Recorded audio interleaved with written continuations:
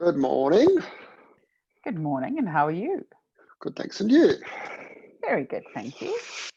Right, good morning, everyone that's on. We'll be starting in a couple of minutes. Welcome to Fundraising Talk. So please can we ask that you make sure that your camera is off and your sound is muted, and we'll start promptly at 10 a.m.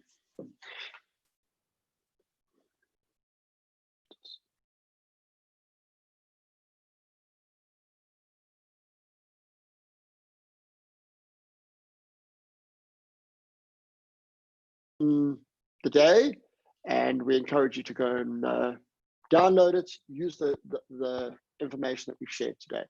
As always, it's about how interactive we are, and it's about your questions that stimulates the conversation. And sometimes as the facilitators or as the people that put this together, we don't have all the answers. We're just bringing our many, many years of expertise and learnings to share with you. So we do encourage you to please put questions in the chat box, because by putting a question, you might be helping a colleague or just a comment. So without further ado, let's move on and to say welcome, enjoy, and we look forward to engaging with you for the next hour. Mel, can you see the screen? Cool. All right. Over to you, Melanie. Melanie? Sorry, it's the mute button. It gets me every time.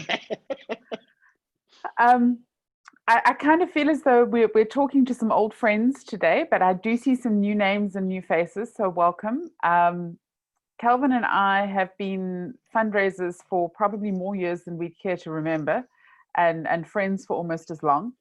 So if you need to get in touch with us, please feel free to do so. I'm not the greatest Twitterer, but I'm pretty active on Facebook. My mobile is there, my email is there, and the same with Kelvin. Kelvin is active on Twitter. So welcome, and please, let's make you part of our tribe. Yeah, thank you very much, Melanie. So there's our contact details. Please reach out. Also, we have a WhatsApp group, which we've started for this initiative. If you'd like to be part of that WhatsApp group, just reach out to either of us and we will add you. Just to reiterate, it's not an advertising platform, ladies and gentlemen. It's a group for us to be able to share as a tribe and as a family, to support each other with information and leads on donors, ideas, campaigns, job opportunities. But please, we discourage people doing individual campaigning and advertising. So let's move on. So today's talk, oh no, this one's yours, Melanie. I'm jumping ahead, sorry. Go ahead. Right. So the first thing we really need to get out of the way and really clear up front is fundraising is a team sport. It really isn't something that you could or should do alone. In fact, it's quite dangerous to be doing it alone, because the thing is that all of the things that you put into a funding proposal are things that your team has to agree that they're willing to do, that they're capable of doing, and that are appropriate in terms of what they're trying to achieve. So who do you need? You need your programs team, you need your finance team, you need someone who's an ace on monitoring and evaluation, and you need to make sure that your leadership team buys in, gets it, and endorses and supports what you're trying to achieve. And I learned a very interesting new phrase this week. Who is the lion in the room? And that's something as fundraisers we need to be able to discern, because you'll find someone in the group is a change maker. Someone in the group is the power behind the throne, and it isn't necessarily the person sitting on the throne. So what we need to do is find that person, befriend them, and make sure that we get what we need from them. I love this cartoon.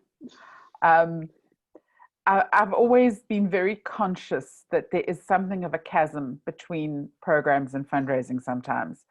And I love this. Moses and Noah having an argument. And if you could imagine that the donor is the ark, the donor is left high and dry. Yeah, thank you, Mel. Lovely, lovely graphic, and very, very true. So what do donors want? Keep proposals short. Don't do 74 million pages. Just because you produce a thesis or a PhD, it doesn't mean that your project is going to win the donor over. Please don't nag your donors. They are very busy people. I've had the privilege in my life to have sat in the donor seat and run a corporate affairs budget of probably about 200 million rand. And believe you me, it is nothing more off-putting than when somebody phones you and said, I sent you a proposal yesterday, have you read it? Have you got a decision? I sent you a proposal last week, have you got a decision? Please respect your donors. They will come back to you if they're interested. They will come back to you when they are ready. Yes, you can confirm they've received it, but do not nag them. Please don't send the dear sir, dear madam letter. I was called Mr. Kelvin, I was called madam, I was called dear God, because I was giving out money. So please make sure you do your research and respect the donor. Research your donors before they apply. Do not do an application to a donor that funds environmental projects if you are working in job creation or saving animals. You're wasting your time, their time, and it also just shows that you're spraying and praying and hoping for the best. So please, the internet is a wealth of knowledge. There's databases that are available. You have no excuse for sending unsolicited, dear sir, madam, appeals to the wrong donors. Don't ask until you have checked the web. So make sure, do your research, especially now, ladies and gentlemen, we're seeing a lot of corporates changing their focus. We're seeing a lot of corporates changing direction. We're seeing buyouts, we're seeing shutdowns. So make sure the company's still open, make sure it's still owned by the same holding company. And if there's a buyout, their strategy might change. So please make sure you do your homework. 99% of corporates have websites. And then lastly is that donors want to fund change. They want to fund innovation. Remember that it's a partnership. As much as they're the do-gooders and they want, they're saving your organization and the world by funding your project. But believe me, they want something in return. And one of the things they want in return is to be able to sit around their boardroom table and say, look at the impact we've made. Look at the change we've made. Look how we've supported this innovation project. So make sure that your donors have the opportunity to fund a change or innovation. In other words, don't do the same old thing that you were doing 40 years ago and look for the same results. So what is it that you're doing? What problem are you fixing? Or what innovation have you come up with to ensure that you're more effective, you're more cost effective, you're providing more to your beneficiaries, and you're having a greater impact? So sit down and understand what your donors want before you rush out to do that proposal. Definitely. And Kelvin, before we carry on, you and I have had a very interesting conversation when we were setting this particular slide up. You were talking about the M&E system that you set up for Tiger. Yeah. And it really made me think, because we tend to focus on innovation as having to be an innovation in the program. You have to do the actual program differently. But your innovation may lie in the way you measure the program or how you finance it. Donors love even how you communicate.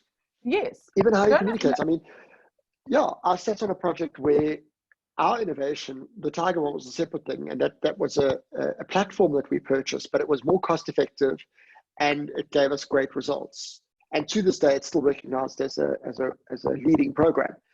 But another program was simply, and I know WhatsApp groups are becoming like, there's so many of them, hello, but if you run them and manage them properly, your field teams and your teams using a platform like WhatsApp can really, really, really supply amazing information and data and stories.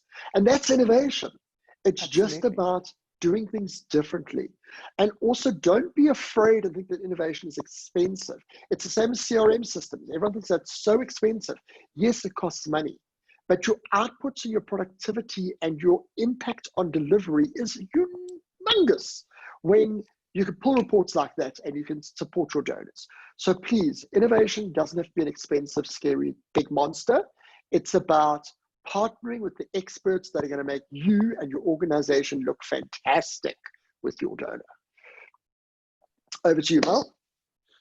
So what information do we need? It's actually very simple.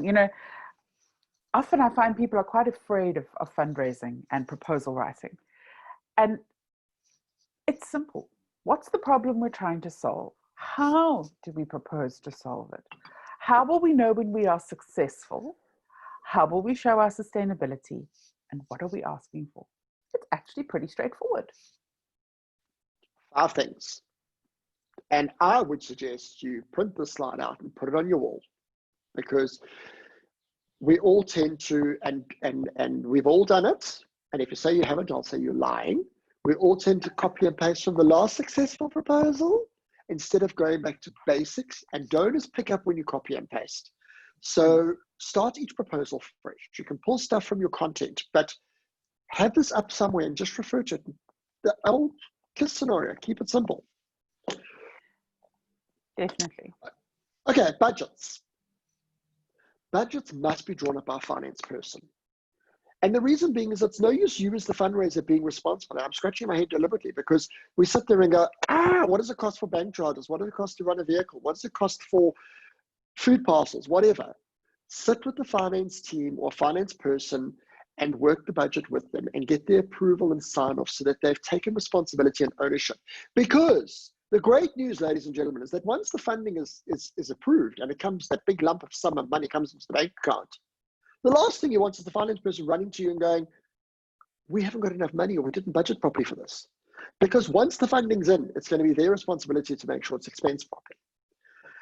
Please make sure in your budgets that you're doing it at least 3 or 4 months before the new financial year. We've seen a lot of organizations now relooking at budgets because of COVID. But if your financial year is the end of this year or even March next year, you need to start talking about it. That's only a couple of months away. Remembering that it might take up to 2 years to secure funding. So be realistic with your budgets as well. Have your clear timelines, internal processes. Publish those so everybody knows what the expectation is. Start with your expenses. As Melanie always says, it's easier for the non-financial people when you start with your expenses. So what is it going to cost? That tells us how much we need to bring in. What income is feasible, and be conservative, especially now with COVID. Please be conservative. We are seeing a lot of corporates, their budgets are going to be cut next year because COVID has had a direct impact on their turnover. So please be realistic and conservative with your budgets. And don't be the hero and go to the board and say, oh, we're going to raise 20 million rand. And that looks so impressive. Because when you only bring in 5, it's your head on the block. Rather say 5 and bring in 7. Income minus expenditures gives you your shortfall. And that's basically what you're going to raise money for. And this is an interesting one because people have the perception that, oh, the organization needs 20 million, so we must raise 20 million. No, you should have multi-year funding. You should have reserves. I was sitting on a call yesterday with an organization, and I thank God that the board has been so diligent in building up a reserve fund. Because if we did not have that reserve fund, this organization that I was on a call with yesterday would have had to be in a horrible situation right now where they wouldn't have had reserves to keep going during this difficult time because they've lost some donors. So build up those reserve funds. It's nothing to be apologetic about. It's important. It's good business practice. You can add capital needs after this. And when we were putting this together, we were having a conversation about this as well. Nothing irks me more than when a charity does an appeal and says, we need money for a vehicle. Because if you need vehicles for your work, you should be budgeting correctly. That every kilometer that vehicle does is costed to a donor, and there is a recovery cost. And the recovery cost should be your total expenses plus at least 5%. And that 5% fat needs to go into a vehicle replacement or a repairs fund, so that when the vehicle needs to be repaired or needs to be replaced, you're not putting the guilt on the donor. In the corporate world, corporates don't go out to their clients and say, sorry, can we put up our costs because we need to buy more vehicles for our courier company? No, it's about making sure that you have good systems in place. So please look at your recoveries very, very clearly and very carefully about how you recover every single kilometer must be costed to a department, because that way you can then get recoveries and make sure that you've got vehicle replacement and repair costs. Project budgets, very, very important. Projects are not organizational budgets. So organizations, what's it cost to run this elephant? And then the elephant has different projects. So you might have specific projects within your organization. There's two schools of thought. Some organizations say we take the 7 projects and then we take the total organization head office or running costs divided by the 7 projects or the number of beneficiaries, and that's how we recoup our running costs. Other organizations raise money for undesignated running costs or undesignated budgets. Depends on your organization. But make sure that you know what you're doing. There's project budgets and there's organization budgets. So project budgets is if you're going to a donor for a specific project.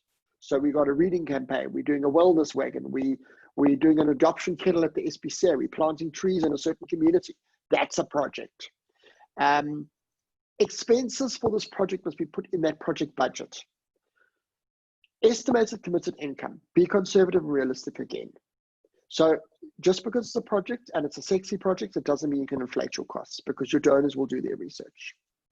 Work out your shortfalls, and the same with your organization budget. Your shortfall by your number of beneficiaries tells you how much you need per person or per item. So if you're feeding children, it costs us 50 Rand a day to feed that child, and that must be all the costs. If you're planting a tree, it costs 300 Rand for a tree, and that's going to stand for 20 years and provide fruit or shade. Donors want to know the tangible.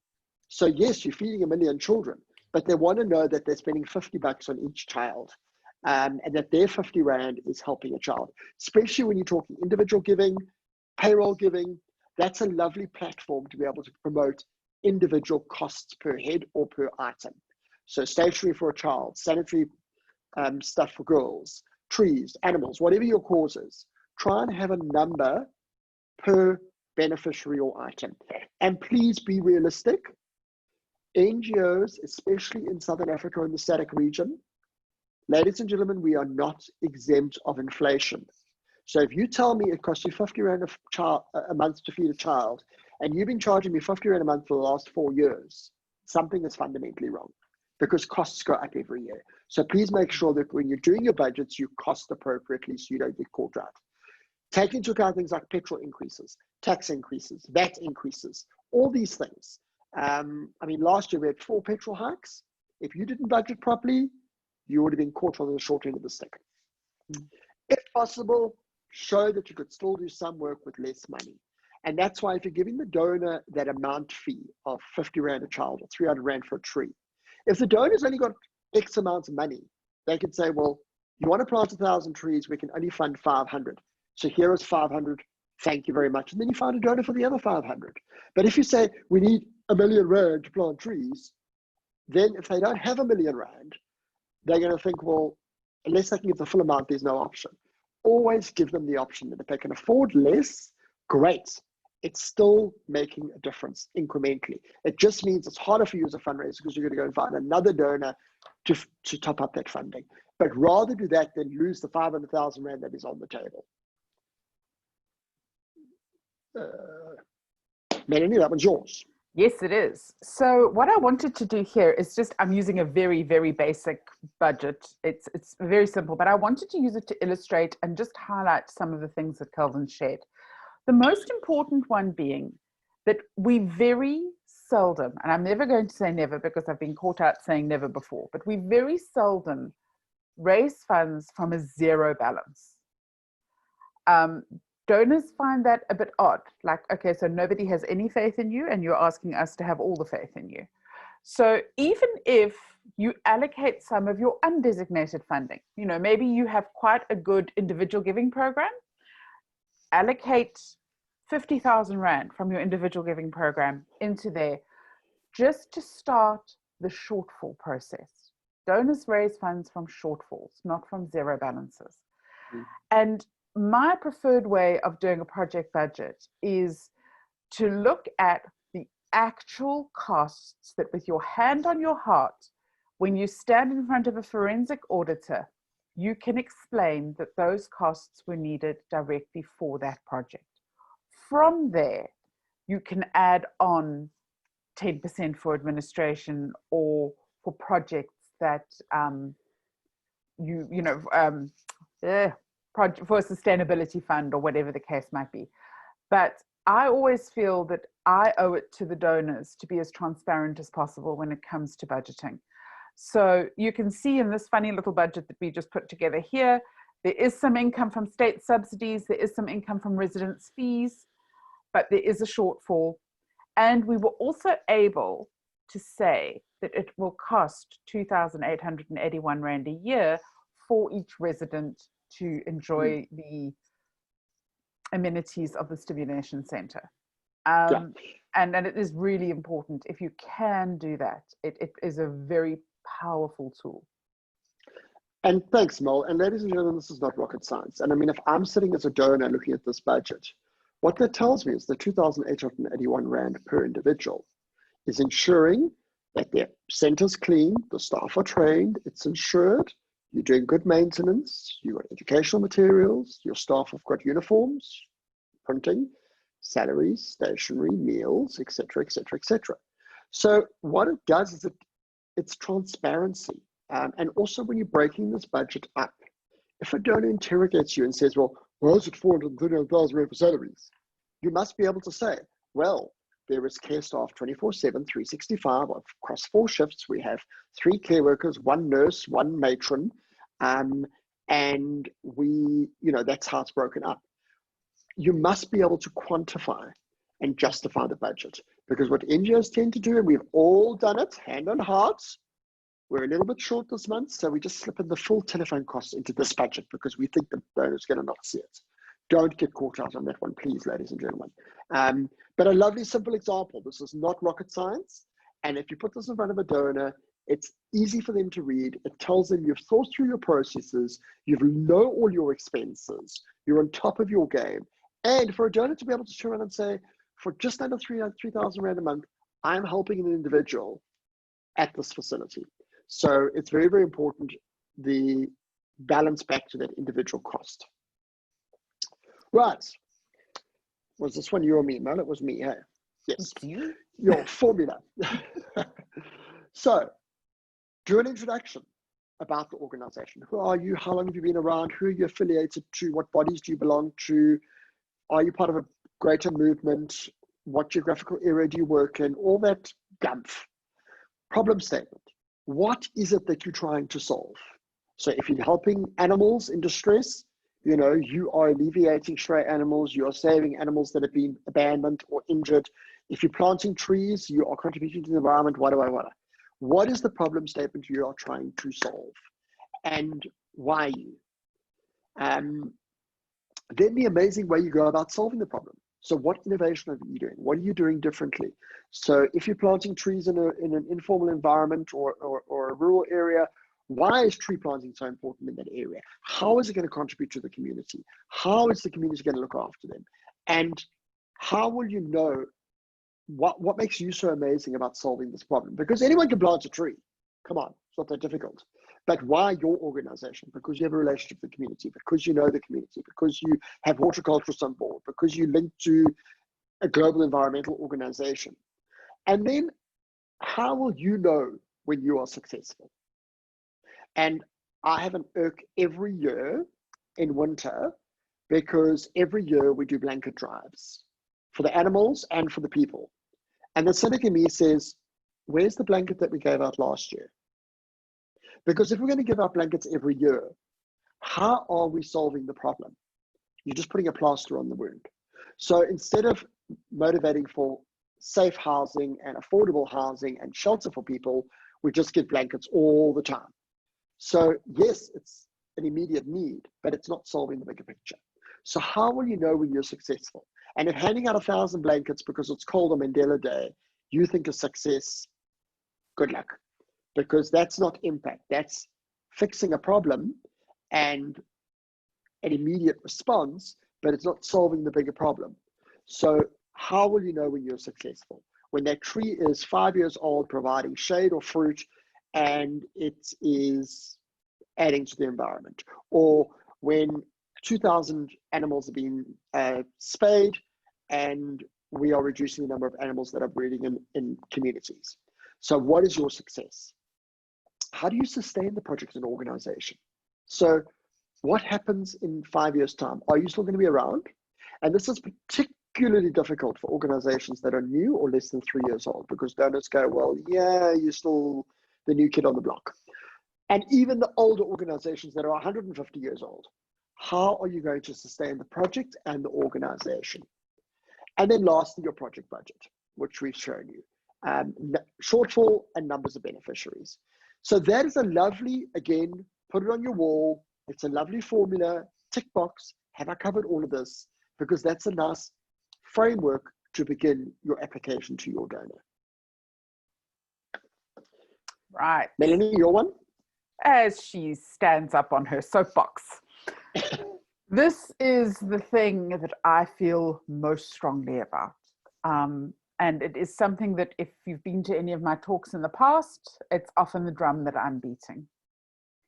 We always have new jargon. The new jargon is PMEL, Planning, Monitoring and Evaluation and Learning, which I think came about because we want organizations to understand that we don't do this for donors. We don't do this to report back to donors. We do this to make our own interventions better. And I think that's where the PMEL came in, was just to help people understand that it's really more than just ticking a compliance box with a donor.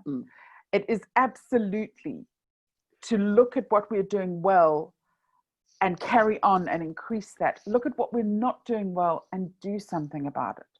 So it is a cycle, and it's a continuous cycle. It's something that until the problem is completely solved, we'll always be looking at better ways to do things. So we start off, and I'm at great pains this morning to differentiate between monitoring and evaluation. Monitoring is numbers, is making sure that people are where they're supposed to be, it's a very pragmatic, numbers-driven process. Evaluation is far more complex. It's actually looking at qualitative as well as quantitative factors. And it's really so important that we realize that monitoring is not evaluation.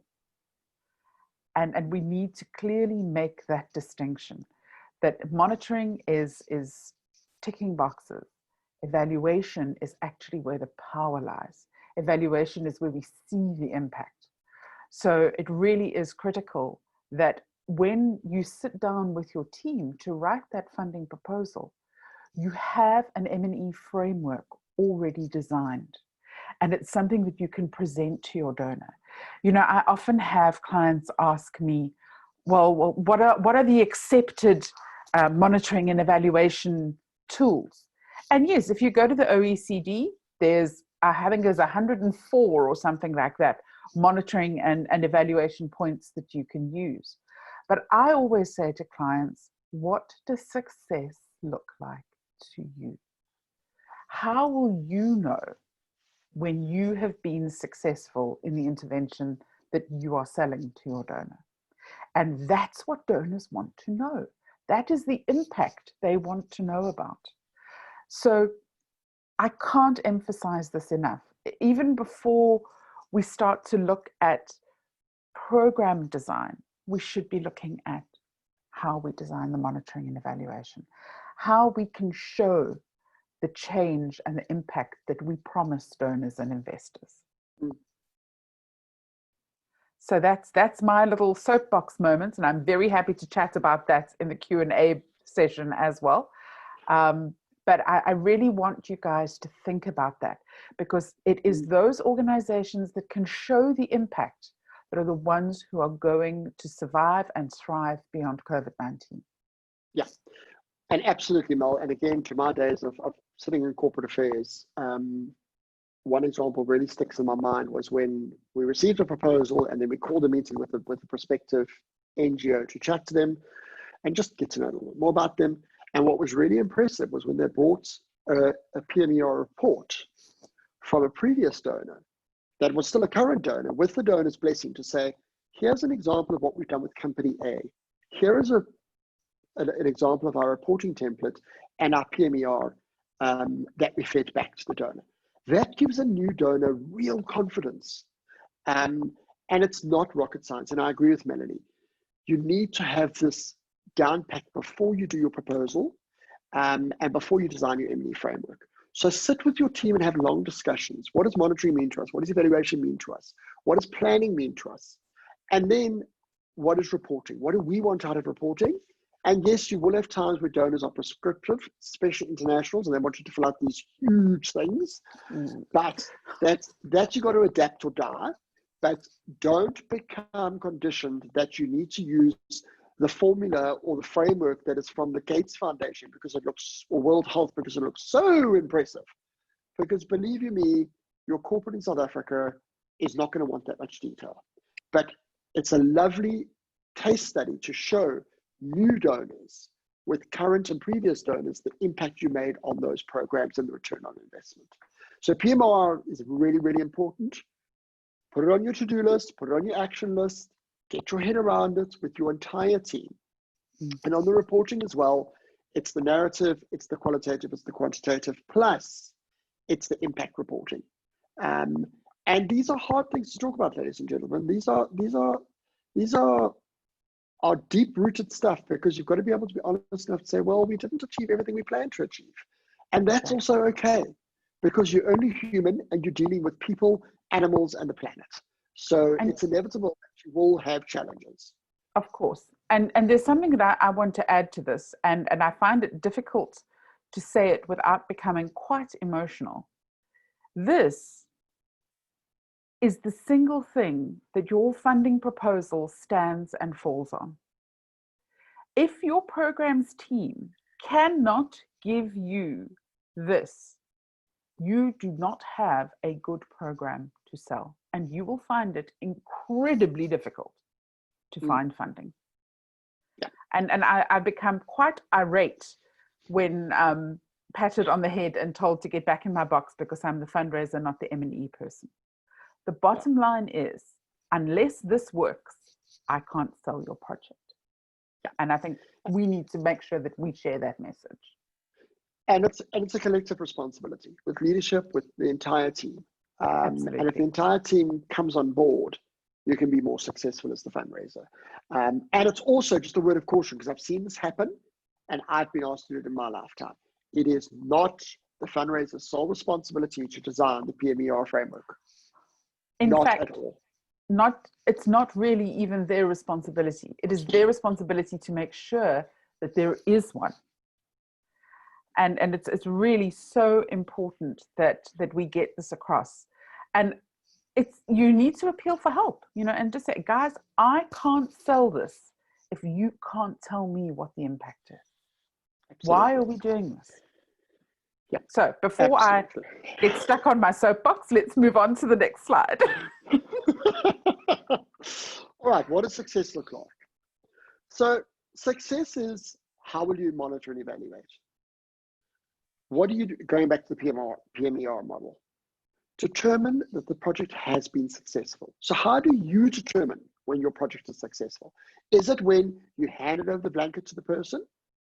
Or is it when that person is able to be more comfortable and not get sick over winter because they've got a blanket or somewhere to sleep? Those are the measurables. Demonstrate that the money has been properly spent. Please, please, please, please, please, please, please. I cannot reiterate this one enough. You need to sit with the leadership team. And in some organizations, I've been so strict to say that anything expensed in the donor's budget, I needed to co-sign and approve to stop finance people just borrowing from pizzas to pay Paul because Paul hadn't paid their funding yet. That is not allowed. So please make sure that you have an eye on the ball monthly. And as the fundraiser, you should be having access to the monthly management accounts and the project accounts, making sure that the money is spent properly as per budget. And if you're going to deviate, you have a responsibility and a fiduciary responsibility to get that approved by your donor. Don't presume that you can just spend an extra 10% on fuel because the fuel price went up and use that as an excuse. You still need approval from your donor. It is your donor's money up till and even after your annual financial statements are published, because they have funded this project. So you have a responsibility. So you need to be able to demonstrate the money was spent properly as per that budget that the donor signed off. Communicate, ladies and gentlemen, please, please communicate. So if you're going to deviate from budget, if you're going to deviate from frameworks, if now you can't implement a program because of COVID-19, have the courtesy to communicate with your donor. And also with success, going back to my soapbox, which is storytelling, don't wait for a donor report to keep donors updated. There's nothing more impactful than if you can send a 30-second video or a photograph with one sentence randomly to your donor to say, just wanted to give you some good news, or just wanted to give you insights into something that we're working on, or there's this amazing research on whatever that impacts our business. We wanted to share it with you, or our CEOs on national television, or talking at a conference, or published a paper, or great news, we've just landed another big donor, which means that with you and the new donor, we have increased our footprint. Don't just wait until donor reports are due. Over communicate with your donors effectively. Don't bombard them with rubbish, and make it relevant to the project that they funded, or indirectly the project that, or the organization. Make sure you know who is going to do monitoring and evaluation, and that you can hold them accountable, and that your leadership is backing you on that issue. I've heard all too often when fundraisers are the M&E manager, the fundraiser, the bottle washer, the receptionist. It doesn't work, ladies and gentlemen. Make sure you understand and you know who is going to be giving you that data and by when. And I always say at the beginning of a project, have a project plan, have timelines, so that you know who's going to do what by when, to be able to feed you the information to do your donor report. When will it be monitored? Very, very important. And do not be afraid to address failures. If there is any NGO on this call in the world that tells me that they achieve exactly 100% or more of what they plan to achieve, or in fact any business, I would challenge that, because there are so many variable factors in the communities in which we operate and work. So even like now with COVID, for those of you that work in education and schools, you've been affected. It's not your failure, but it impacts your project. If you plan to do something and there was unrest and you couldn't get into an area, let the donor know. Say, listen, we're behind by 5% on our numbers. We plan to make it up this way, that way, that way, because of this situation. Rather let the donor know than wait for your donor report and then you just go, sorry, we didn't deliver because of ABC, and it's the end of the financial cycle. That's too late. So don't be afraid to address your failures. Not only report, but address them. In other words, what did you fail on, or what didn't you achieve? Why? And how are you going to make that up or fix it? You can't just say to the donor, well, sorry, we only achieved a 98% success rate. That's just the way it is. So don't be afraid to address those failures and communicate with your donor. Why are we not moving? I don't know. Here we go. Assessing the data. And it's so important. Who is going to do your evaluation? Because very often the person who's doing your monitoring is not the person who will do evaluation, because monitoring is not a high level activity once you have a framework in place. But it's knowing who's going to tell you, yes, you were successful, or no, we still need to improve in this area. And how? What does your framework look like? How are we going to achieve this? And when? Oh, so critical, because we can't do all of our M&E at the end of the program. We have to be doing it at specific milestones, at specific points in the life cycle of the project to actually know when we are achieving success. It also gives us a really good opportunity to address issues as they occur, rather than waiting until you have an absolute mountain at the end of the reporting period. And Mel, sorry, if I can just interrupt before we go on to the next point. A really lovely tip is when you're doing your report to your donor and you've consolidated all this data into wonderful pie charts and pictures and and spreadsheets. Say to the donor, if you would like to discuss this, we're available. If you would like to do a litmus test on our raw data material, let's talk. And that is really reassuring for donors, because you're basically saying, what we put on these lovely presentations and all this lovely gumph, we are 110% confident and comfortable that the raw data is accurate, audited, and fair. So I always say to fundraisers, say to your donors, if you would like to discuss or you would like to see some of the raw data, we are welcome that opportunity. It just shows them that you have got an open book and that you're not hiding anything. Sorry, Mel, carry on. No, that's perfectly good. So you need to also confirm how often the funder will be informed, because what you'll need to do is take the monthly reports or even the weekly reports, daily reports, and convert them into a format that the donor is comfortable with. And as we've said, unfortunately, there is no standard reporting format. Every donor has their own little twist on things. One of the many things I wish I could change about our sector, but I have not been successful yet. But it is really important that as part of the design process, you look at how that donor wants to see your information, because it may influence how you collect the information. So it's really important that you have a look at your grant agreement. If nothing is specified, go back and ask the question. Don't assume that because they haven't specified, they don't have some crazy idea in the back of their heads as to how they want to see this stuff. So very important. Keep that in mind. Refer back to it often. You know, we sign a TPA or a grant agreement and then we throw it in a drawer and we never refer to it again. But in actual fact, there's gold in there, because if we meet the donor's requirements, they're going to be so happy to fund us again. And let's face it, it's 100 times easier to get a donor to fund you again than it is to get them to fund you for the first time. So sound M&E equals easier donor reporting. And it's as simple as that. Yeah. But bearing in mind, it's not why we do M&E. Yes. And that teacher voice of yours, it's not why we do M&E, it's because it's what's expensive. And I agree with Melanie. I think it's a lovely tip is make sure that the reporting requirements is documented in your agreement. If it's not, it's an annexure and it's signed by both parties. And then another good tidbit, once you've got that, make copies, go to the department heads within your organization that you're dependent on and say, Botie, Sisi, jy gaan teken. So the finance manager should be signing that reporting requirement as well. The M&E person, the CEO, so that you can hold them accountable and say, guys, you knew the deadlines, you agreed to this. So we need to stand together as a team, because all too often we hear fundraisers running around at 7 o'clock the evening before a report's due trying to get data. And please, ladies and gentlemen, do not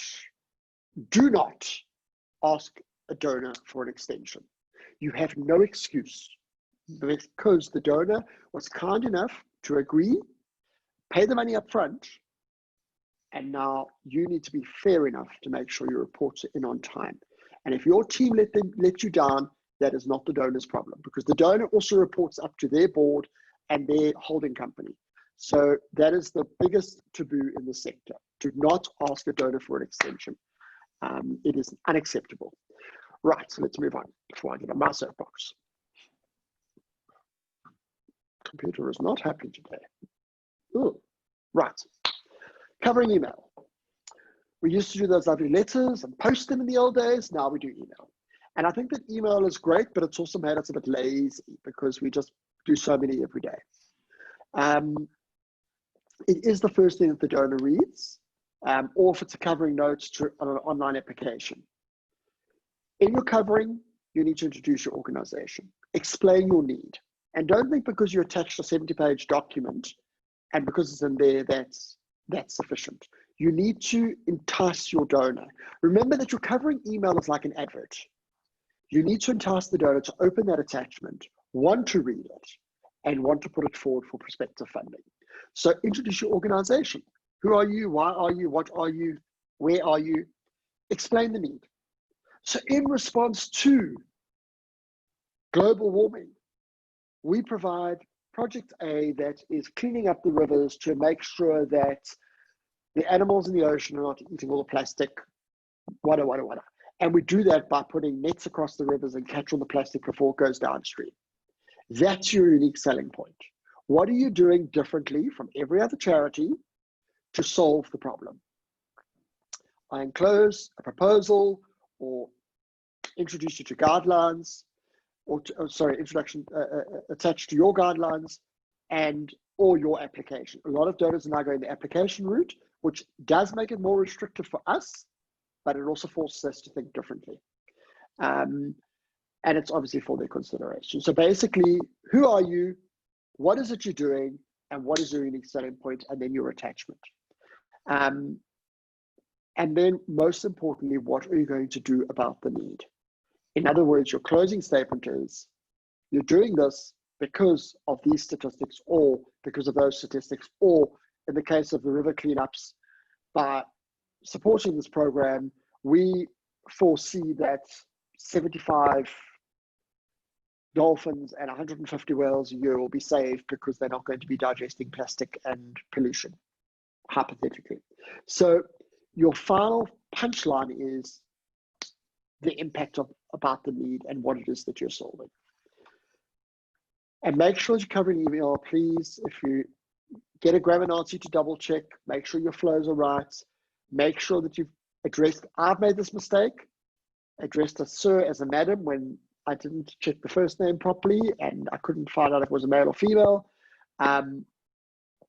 So please just make sure you've done your homework and that you respect the person opening that email or that application form.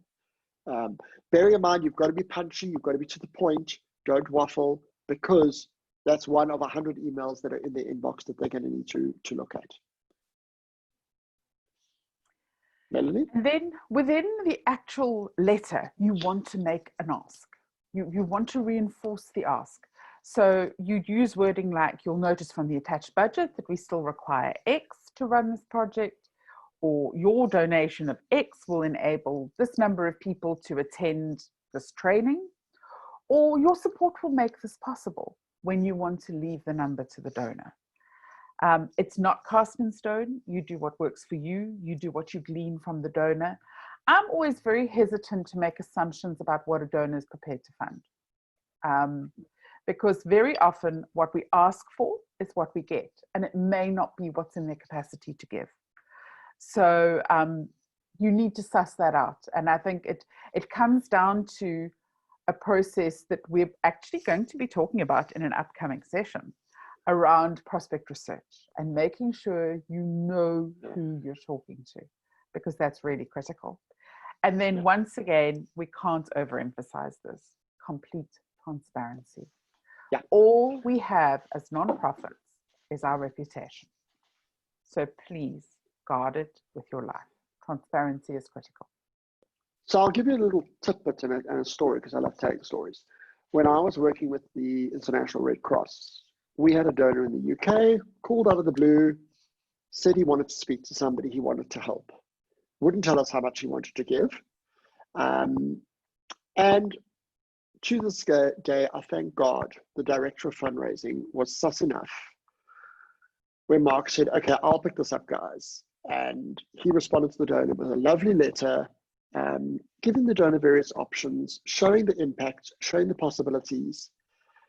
And the irony was that that individual, who was quite a wealthy individual, became one of their biggest individual givers to the British Red Cross and funded projects across Africa, India, Sierra Leone, and the UK, just from that initial sussing out and asking. And the fact that the response was crafted cleverly and the proposal was crafted cleverly.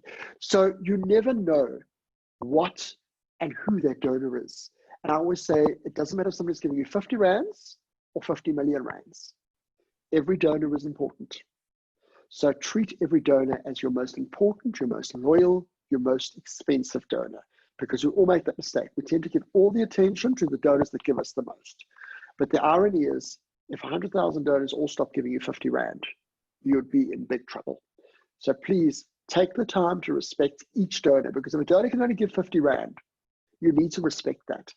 And you need to nurture that donor, because they are trusting you and supporting you to do the work that you're doing. So it's very important that when making the ask, you are very transparent and use the tidbits we're giving you today and the tips we're giving you today. Right, let's move on. Last bits of advice. Be creative. Please, ladies and gentlemen, don't copy and paste. Let the donors see your intent. Let the passion come across. Don't just mass mail and make no effort. Use images, graphs, statistics strategically. Don't just dump stuff. And please don't make the mistake, because I've seen this all too often. We use the same photograph that is on the front page of our annual report in every proposal, because it's the only high-res photograph we've got. That's unacceptable, because then it tells me you're not working in the field. Make sure that it is personal to your donor. Do your research. Be very, very PC as well. Be very strategic with the photographs and the images that you're using. And nowadays, with a decent smartphone, you've got no excuse for your team not to be sending you photographs. You don't need to deploy a photographer to go out. Use graphic images from the internet. As long as you credit them, it's fine. And a lot of them are free, as long as you're telling your story. But use images, use graphs, use statistics strategically. And not only your own statistics, quote other statistics. Quote the UN, quote the Sustainable Development Goals, quote the World Bank, quote the president, quote stuff that's in the media, because that shows the donor that you're on top of your game and that you know the sector and that you understand the sector you're working in. So if you're playing in the environmental space and you can't quote what Greenpeace and those organizations are talking about and the UN on environmental issues, then you're basically saying that you're not collaborating. Remember your unique selling point. We have, at last count, according to DSD, 295,000 charities in South Africa.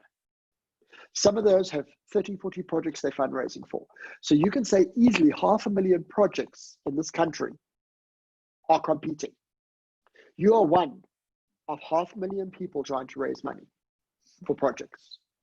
So what is unique about you? There's 40 other charities that do environment, that do animal welfare, that do education, that do women's rights, that feed children, that do whatever. What makes you unique? What makes you special? Why must I partner with you? What makes your brand work? So know your unique selling point. And ultimately, it is the impact. We've underlined that, and it's in bold, the impact. Your intervention that is going to draw the donor's attention. So what is the impact? And not only the impact on the bigger picture of the environment or the world or society, but I always say, try and bring it into the hearts of the individual. So if you're working on the flavor of the month now, which is feeding, by providing a meal, you are helping this family to navigate through these difficult times because of the high rate of unemployment. We're ensuring that the children are receiving adequate nutrition. We are ensuring that these communities have sustainable meals to ensure that they can go and seek employment opportunities or create employment opportunities for themselves. So try and bring it back to the donor's heart as well. And I think this has been the interesting thing with COVID, is that the world has been, and Melanie and I were talking about this yesterday, the world has been turned on its head. That if you look at any of the international news agencies and the adverts that are on those news agencies, it's not about buy my iPhone or buy this watch or buy this car. It's about what is Apple doing for its employees in society? What is Ford doing for its employees in society? What is Toyota doing for society? What is Walmart doing for society? What is Woolworths doing for society? Corporates are starting to talk that language.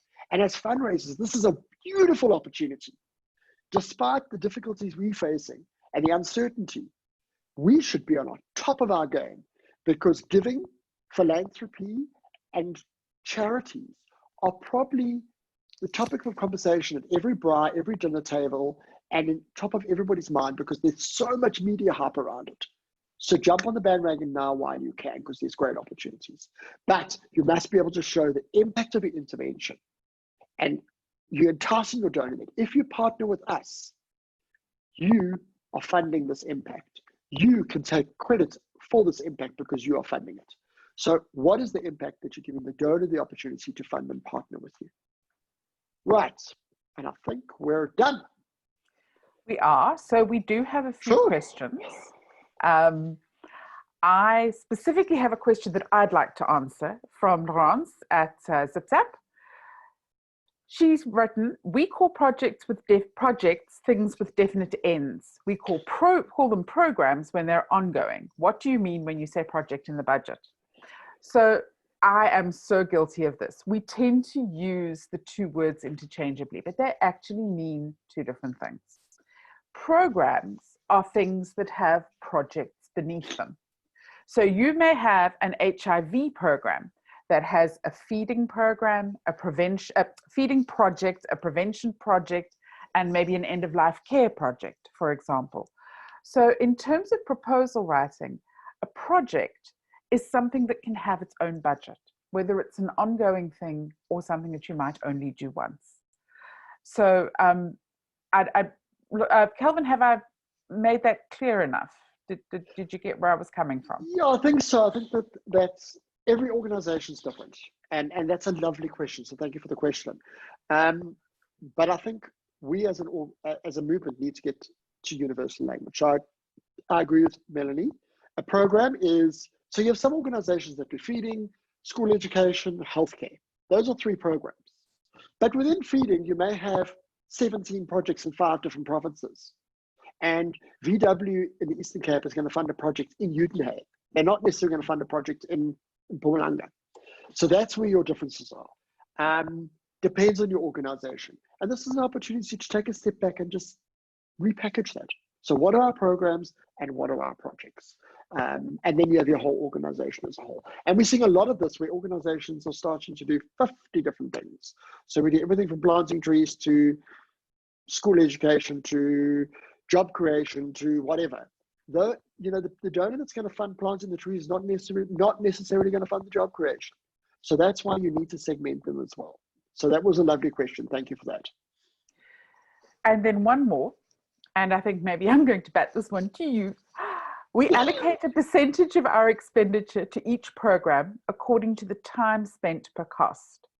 Our organization budget is the total of all our programs' budgets. Should it be different? I think that's very clever because not many donors, I always say donors don't want to pay for petrol, they don't want to pay for telecom, they don't want to pay for vehicles, and they don't want to pay for salaries. We all know that. So how do you recoup those costs? And the only way you can recoup those costs is allocating to programs. And I think I actually know where the question is coming from. So I'll challenge the person later. But lovely question and very good question. And I think it's a clever way of doing things. And I've been across the table with donors who've gone, but why must we pay for telecom? Why must we pay for petrol? Well, sorry, madam, it's no different to bank charges. You're giving us R1 million to help 100,000 people. We have to take responsibility for that R1 million. And in order to spend that R1 million effectively to make sure we can help 100,000 people, we have running costs. It's the same as the question of, but why must we pay salaries? You can get volunteers to do it. Well, that's a debate. So it's no different to bank charges. If you want to put the money in the bank or take the money out, you've got to pay for it. If you want the NGO to manage the fund and help those 100,000 people on your behalf, it takes a certain amount of processes and systems and people. So I think it's a very clever way of doing it. And like I said earlier with vehicles, and if it's the same organization, I know where it's coming from. Every kilometer that vehicle drives needs to be allocated to a project, which needs to be costed back to a donor. Because if you go into that project and then to that project, why should donor B pay for your visit to project A, which was funded by donor A? So it is a good thing to do it that way. Not many CFOs and CEOs like it because it's lots of hard work, but it also is a great thing because if you can pull your books and show your donor exactly what they funded, and exactly what you've done with their money, it does add value. Because otherwise, ladies and gentlemen, I challenge you. Who's going to give you money for telecom, salaries, petrol, lights, water, rates, taxes, and stationery? You have to get it from somebody. And your holy grail is always unrestricted funding. Oh, We yes. are out of time, so I'm very quickly going to just highlight, one of our members asked me the question privately, that the problem is she's everyone. She's the CEO, finance, M&E, and all the rest, and she's really struggling. Join our tribe. Yes, join our tribe. We have a WhatsApp group that's really active, and there are experienced fundraisers in there, and there are new fundraisers, and we're all there to help one another. So please get in touch with me, get in touch with Kelvin, get onto the group. You'll hear about all of our upcoming activities. Yeah, become a tribe member. So very, very quickly before we go, we're trying to be a little more structured and organized, and we're going to give you the next 2 sessions coming up. We are super excited about next week's session. It is going to be brilliant. We have a guest speaker, Niven Posma, who is about to publish a book called If You Don't Do Politics, Politics Will Do You. And it's a guide to navigating politics ethically and decently, something we could all stand to learn a little bit more about. I shy away from politics big time, but we can't get away from it. It's everywhere. It's in our households, it's in our workplaces. So please join us. We're having a lucky draw and someone will win a copy of the book. My fingers are crossed. Signed and autographed. So please join us next week. And then the week after is probably going to be a session a little more like today, but we're talking about prospect research, which is one of my favorite things, where to find the donors. So ladies and gentlemen, please invite your colleagues, friends, family, loved ones next week. It's not restricted to fundraising, but we do think it's going to add huge value because you as the fundraisers are the face of the organization. And not only within your organization, believe you me, your donors have politics as well. So how do you navigate that? I've had insight into some of the book. I've had snippets, and Niven's a great speaker. She speaks all over the world. We are very, very, very fortunate that this is her first public webinar on the book to the sector, and she consults to global organizations around the world that she normally charges huge amounts of money to talk to. So we're very blessed to have her, and please invite as many people as possible. It's going to be a great presentation. Today's presentation is recorded. It will be on the WhatsApp group with a link. Please just click on the link and then you can download it onto your computer. Some people had problems last week, but you just click on the link that's in the WhatsApp group and then you can download it. It's up for 2 to 3 weeks. So please take use of the information we've shared with you today. We do hope that it's been helpful. Please stay safe, stay warm, and we look forward to seeing you next week. Take care. Bye-bye. Stay safe. Bye now.